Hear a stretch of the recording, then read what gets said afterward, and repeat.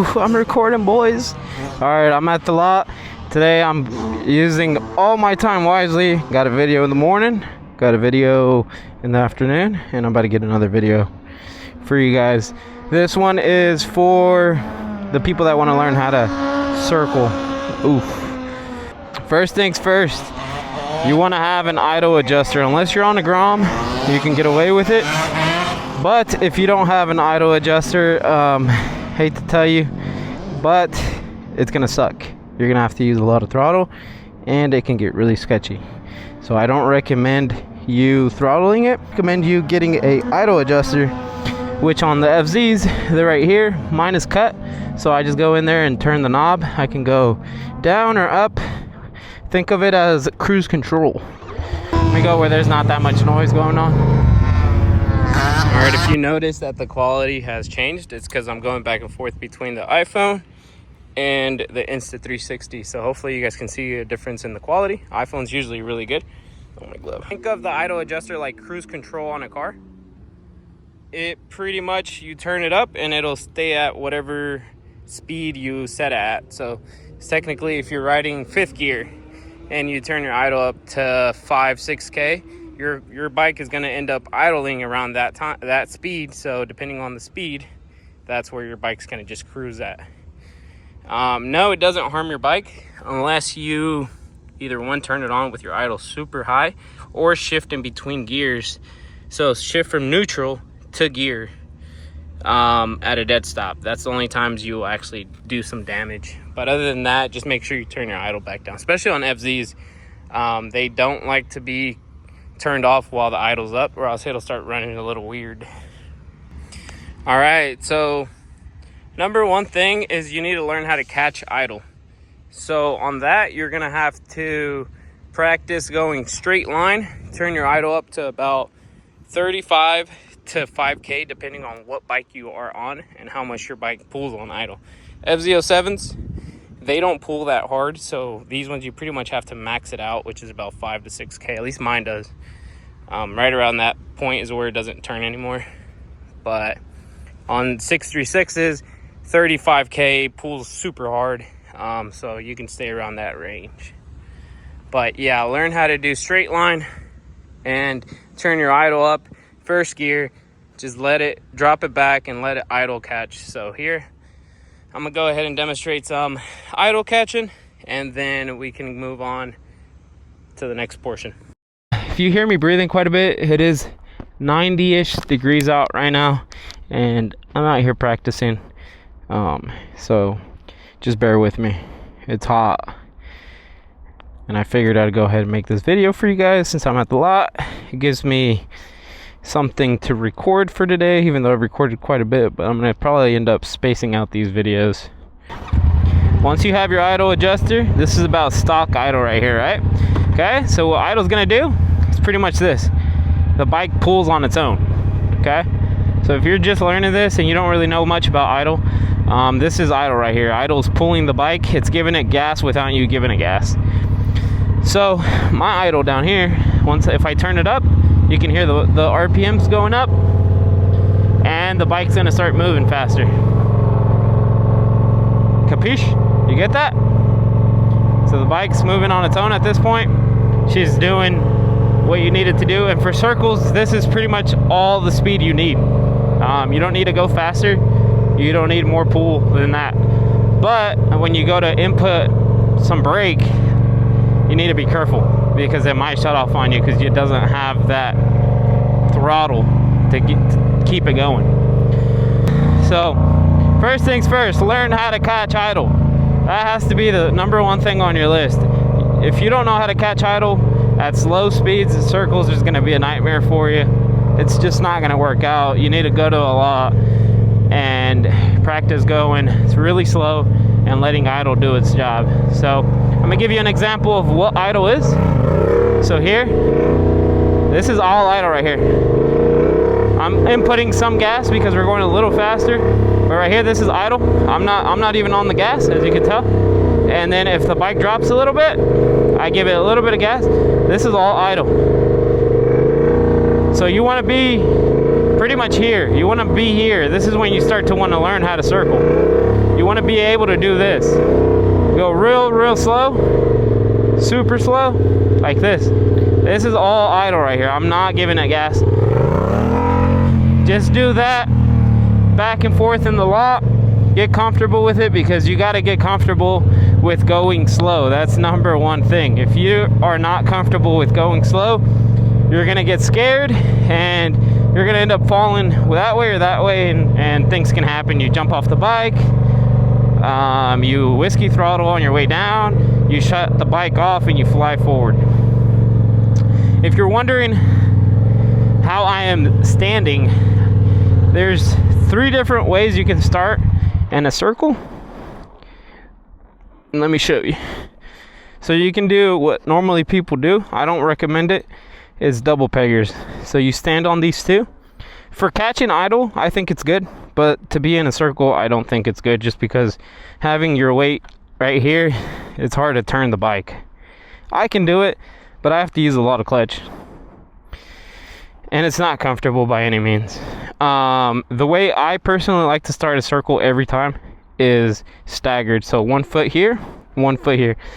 And do you need a hole in the seat? Kind of yes and no. You can still do it with the stock seat when you put your foot here and one here, but this makes you really have grip. This makes it to where you feel more secure because your foot's inside of something. If you don't have a seat, I'd recommend cutting a hole. I did that on my first seat that I had. I just cut a hole and just stapled the sides. All right, so there goes that. You don't need a seat, but it helps. There's also some 12 bars that actually have a step, so that works too. It just depends whatever you have. All right, boys. So first step to learning how to circle is learn how to catch idle. That has to be your number one thing. Remember, when you first learn how to catch idle, you're not gonna know how it feels. You're not even gonna know what the hell's going on. Half the times you won't even notice it, because you're gonna be going fast. The point is for you to slow down and let the RPMs drop to the point where your idle's at. So you want your RPMs to drop to about 4,000, 5,000. And the reason I tell you to do 35 to 5 is because your RPMs are gonna drop to that level. So if you're going a little faster, like say 5K, it'll drop right there and idle will start kicking in. Once you start feeling really comfortable with the idle pull and you feel like you can start turning into a circle, you're going to want to be at a huge lot. So this is probably not even big enough for what you actually need, because your first circles are going to be super big. You're probably going to need the whole lot. Okay? But it doesn't mean you can't have a lot like this. I've seen people learn in lots like this. It just depends on how risky you are. But pretty much what you're going to do is go ahead, catch idle. You're going to start inputting weight on your right side and in the middle. Use your bars to steer a little bit. So if I want to go to the right, like I'm doing now, I'm putting my weight to the right side and I'm turning with my body and bars, just like this. Okay. Thing that I forgot to mention is there is no right way to circle. You can go left or you can go right. I circle to the right. I'm left-handed. I don't know if that has anything to do, because I like to put all my weight on the left side. So my foot in the hole is my left foot, and that's where my main steering and weight's at, on the middle. So this is why I circle to the right. People that circle to the left put their right foot in the hole and their steering feet on the left side of staggered. Okay? So your first circles are going to be very bad. They're going to not even look like circles. You're going to take up the whole lot, which is fine. But the thing is, you just go out there and practice. So my way of doing it, I'm going to go ahead, 1 foot in the hole, 1 foot on staggered, clutch up, start up in a straight line. Get comfortable, get your body weight comfortable, slowly start putting weight to the right. And remember, you gotta move your body. You can't stay still. You're gonna end up either going straight or left or right. So you always have to be, I'm always constantly moving my body.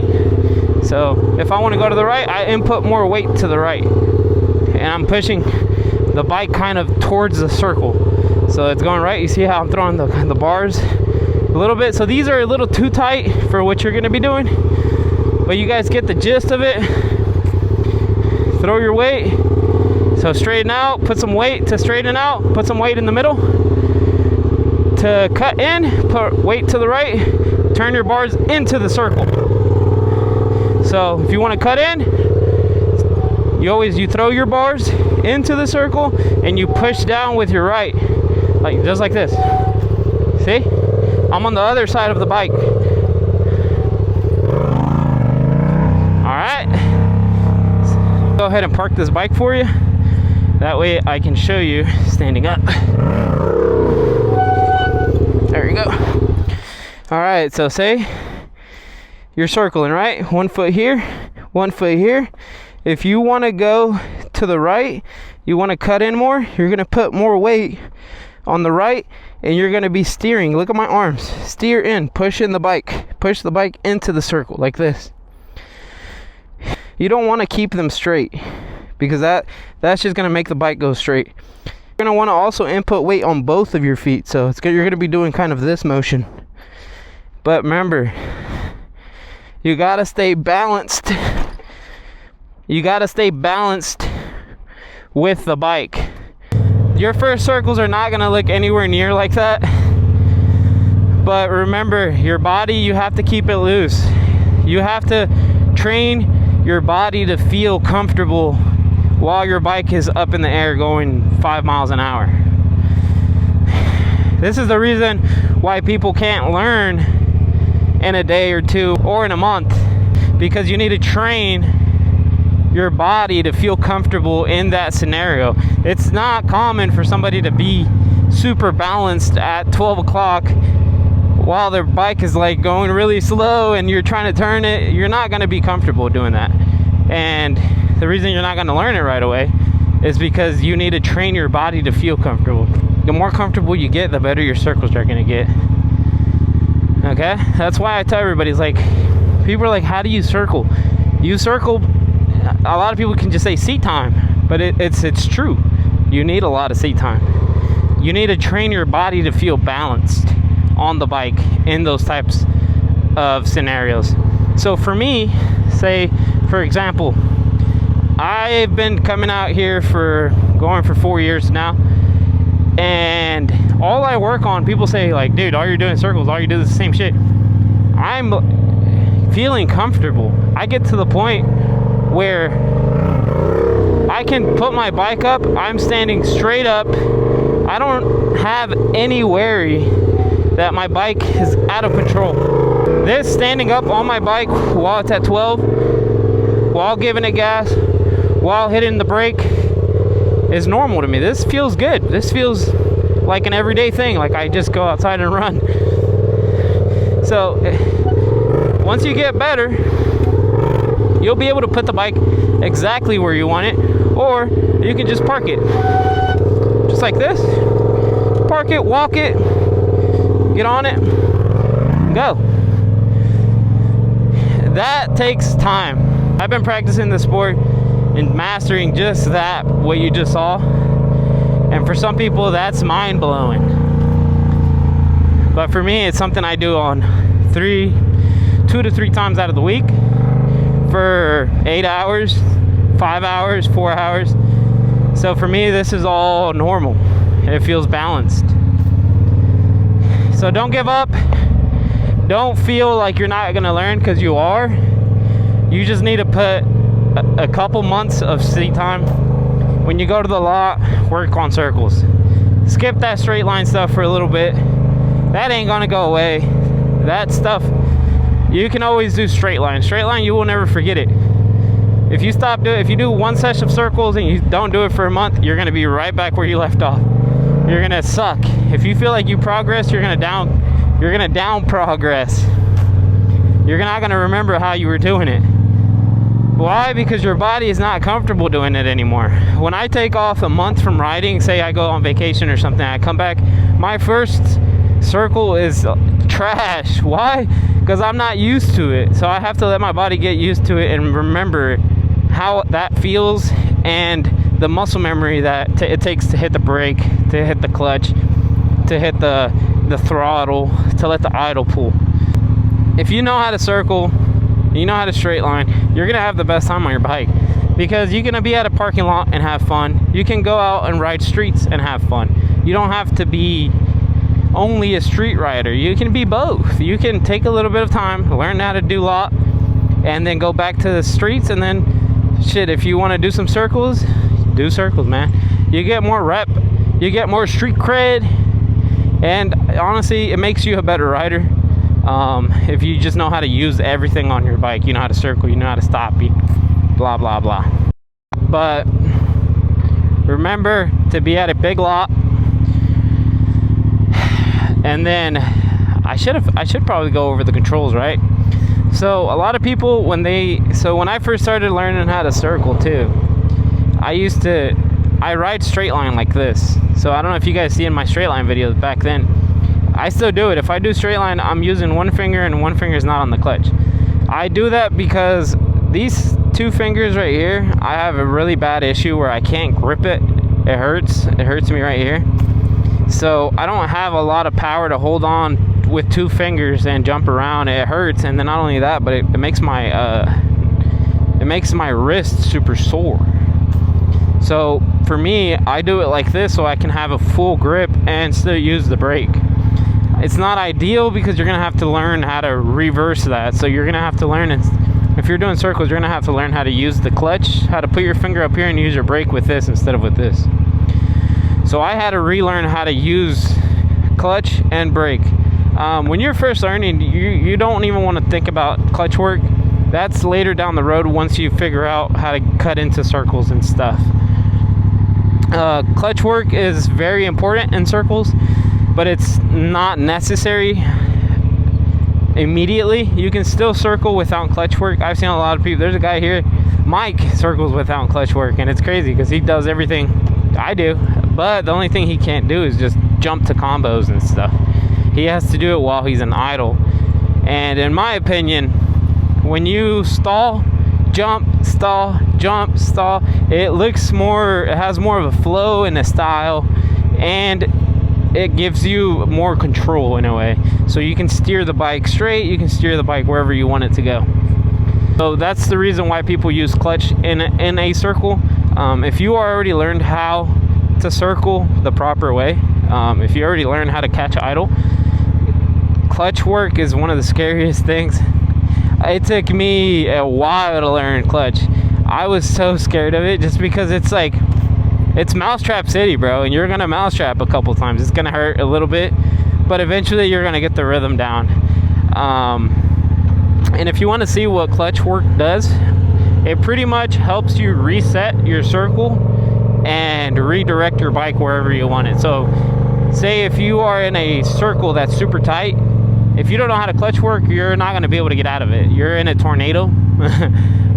And you won't be able to get out of it unless you completely pull your body off the other side of the bike and almost die, or you clutch bump back to straight line.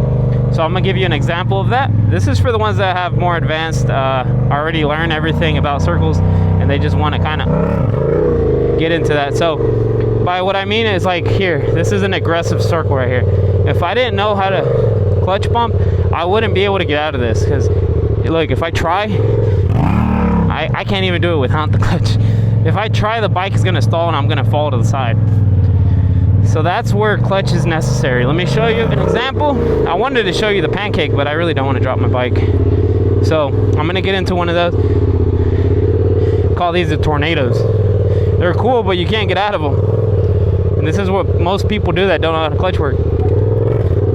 Okay? So when you clutch bump, you can reset and redirect your bike. So here, clutch bump, straight. Straight, you see that? Now, I can either go back into a spiral or straight. See that? Now I'm gonna go back into a tornado. Boom, boom, boom. Oh no, I want to get out of it. I want to go wide. So, that's all you got to do. You go wide. So that's pretty much what clutch bumping is. I don't think I've ever seen someone really explain why people clutch bump. But that's all. Right here, I wouldn't be able to get out of it. See? It just, you won't. You'll just pancake just like that. A little bit of an explanation of why you want to clutch bump. It's not necessary. You can still learn how to circle properly without clutch working. It's just when you start seeing people do like the crazy combos. I'll make a video right here. I'll put a video. They have to use clutch work. It just helps stop the bike for a quick second for them to jump and redirect their bike, rebalance their body. Pretty much what it is. I really don't. Sometimes it's super hard to make these type of videos because I've been doing it for so long at this point that I feel like I skip the crucial parts when you're first learning.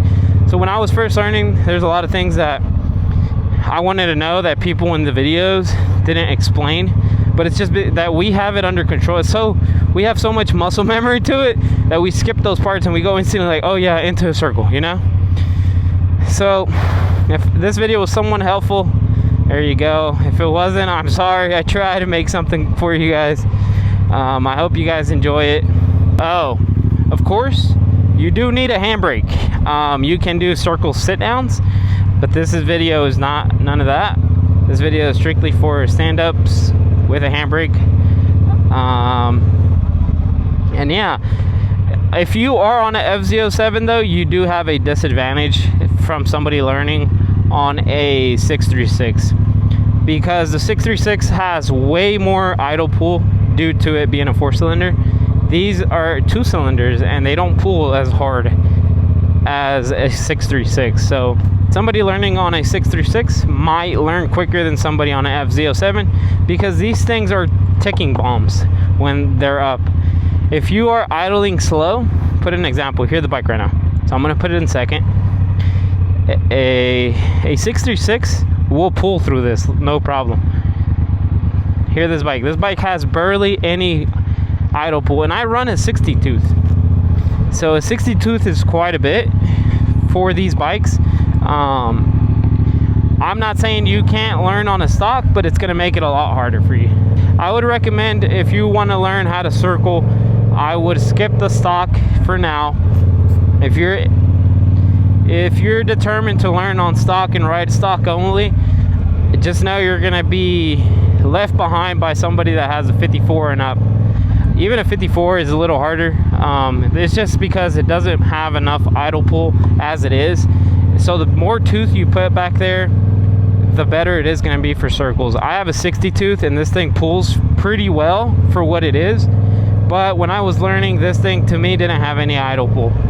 Now, since I know how to clutch work, I need some idle pull, but I can kind of get away with pulling in the clutch and just resetting it.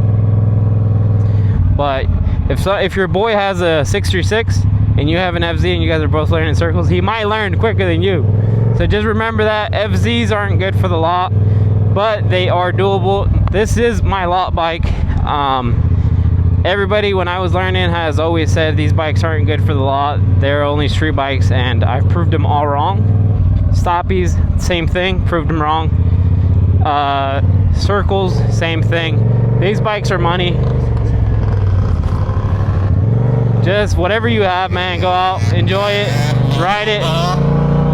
Ain't nobody gonna stop you, cut.